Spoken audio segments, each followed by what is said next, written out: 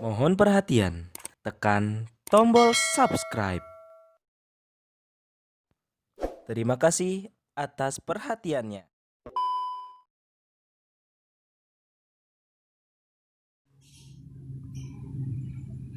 Assalamualaikum warahmatullahi wabarakatuh. Saya Yadi Muhammad, driver online Depok. Begitu Joko Widodo mengusulkan calon tunggal Kapolri, saya langsung ingat sahabat saya yang namanya Kompol Listio Sigit Prabowo yang saat itu menjabat Kapolsek Metro Tambora, Jakarta Barat.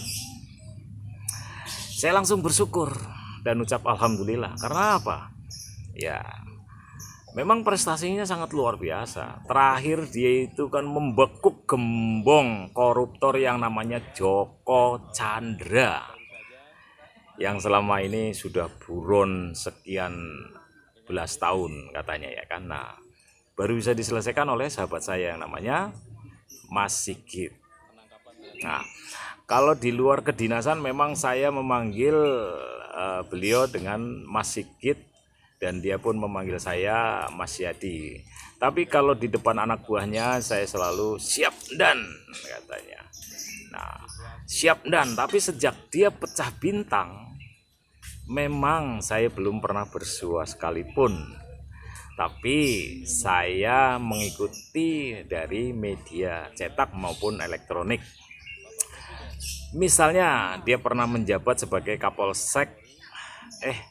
Kapolres Pati Jawa Tengah, Kapolresta Solo atau Surakarta yang saat itu wali kotanya yaitu Joko Widodo. Nah, terus Wakapoltabes Semarang.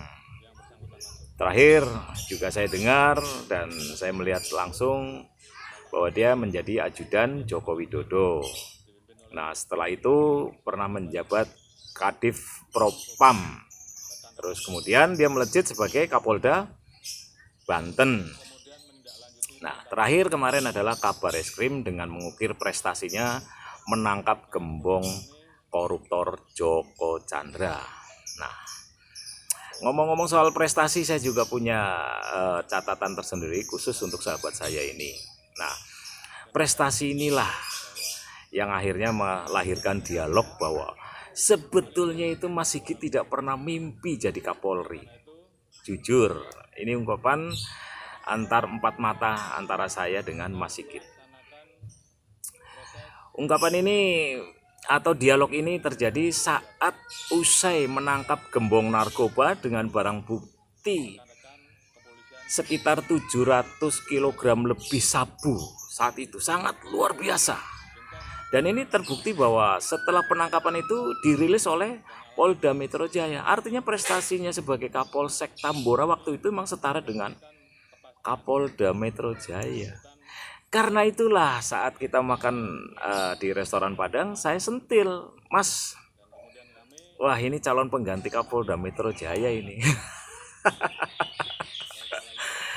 Biasa ini, sahabat saya ini kan orangnya pendiam, dengan senyum-senyum dia menjawab, ah nggak mungkin Mas, gitu.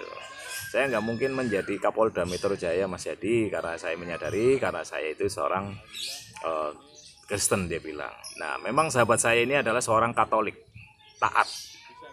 Nah, tapi saya langsung berargumen, kenapa tidak Mas Sigit, kan prestasi yang jadi ukuran, bukan soal itu, kata saya kan. Ah enggak lah Mas, kalaupun saya jadi Kapolda, mungkin saya hanya Kapolda di Bali, di Manado ataupun di Ambon sana gitu. Kalau di Metro Jaya itu jatahnya untuk teman-teman Muslim katanya. Nah, tapi saya pancing lagi saat itu, wah kalau Kapolri gimana Mas? Wah, saya tidak pernah mimpi jadi Kapolri Mas Yadi, katanya. Itu lagi-lagi dia mengatakan bahwa Kapolri itu adalah jatahnya teman-teman Muslim, katanya. Nah, saya pikir perubahan politik inilah yang kemudian membuatnya sesuatu yang tidak mungkin menjadi mungkin. Buktinya, kalaupun dia tidak menjadi Kapolda di Metro Jaya, akhirnya toh dia menjabat Kapolda di Banten. Nah, sekarang sudah terbukti selangkah lagi dia menjabat sebagai Kapolri. Nah, sesuatu yang tidak mungkin bisa menjadi mungkin karena memang perubahan aroma politik di tanah air yang begitu kencang. Itu tadi bahwa kalau menurut saya ukuran prestasi ya sangat mungkin lah seorang Listio Sigit ini menjadi Kapolri. Nah, ngomong-ngomong soal ada intrik sedikit mengenai isu agama yang dilontarkan kepada calon tunggal Kapolri ini, ya wajar aja. Wajar, tapi tidak perlu ditanggapin serius. Nah, ini pengalaman pribadi saya ketika masih bersahabat dengan Mas Sigit selama dari Kapolsek Durensawit hingga Kasat Resintel di Polres Metro Jakarta Barat.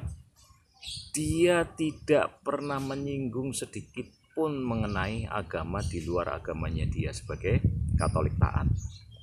Bahkan dia terlalu care sekali terhadap teman-teman muslimnya. Salah satu contoh, misalnya dia sedang ulang tahun ini atau istrinya sedang ulang tahun, selalu menyempatkan untuk mengundang anak-anak yatim piatu dari muslim, baik di kantornya maupun di rumahnya. Itu yang sangat luar biasa. Makanya kalau ada suara-suara dari Banten yang mendukung dari kalangan para kiai yang kemarin saya baca, ya ini adalah pengalaman empiris saya dengan Mas Sigit, bukan dibuat-buat. Kalau istilahnya sekarang kan mungkin sekarang ini kan pencitraan ini di luar pencitraan. Saat itu belum ramai-ramainya pencitraan. Tahun berapa bro waktu itu? Tahun 2000-an itu bro. Tahun 2001 atau 2002 itu. Belum ada istilah pencitraan, dan itu murni, dan itu dilakukan secara lugu. Dialognya pun waktu itu dengan Mas Sigit pun lugu, yaitu saya menangkap gembong narkoba dengan barang bukti 700 kg lebih sabu. Nah, hanya saja di pundak Kapolri yang baru ini, calon Kapolri yang baru ini cukup berat. Saya hanya pesan, ya insya Allah ini sanggup ditangani oleh sahabat saya Mas Sigit ini. Yaitu dia insya Allah mampu merekatkan kembali keharmonisan antara umat Islam dengan negara, khususnya dengan pihak Kepolisian Republik Indonesia pasca penembakan 6 laskar FPI kemarin, yang membuat agak renggang, bahkan renggang sekali hubungan antara umat Islam dengan negara, terutama dengan pihak kepolisian.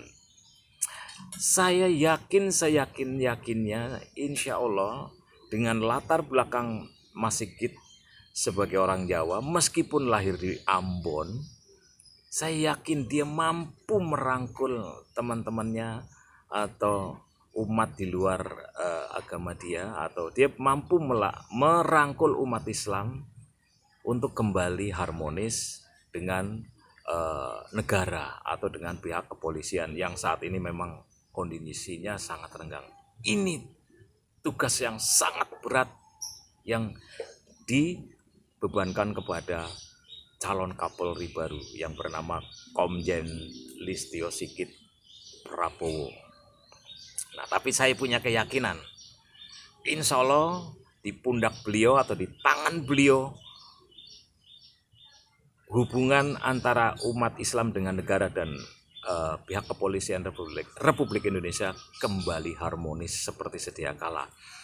Karena memang Kapolri sebelumnya seperti Tito Karnavian yang ya cukup membuat umat Islam agak trauma, kemudian dilanjutkan oleh Idam Aziz yang juga cukup keras dalam menangani umat Islam, khususnya pasca penembakan 6 laskar FPI dan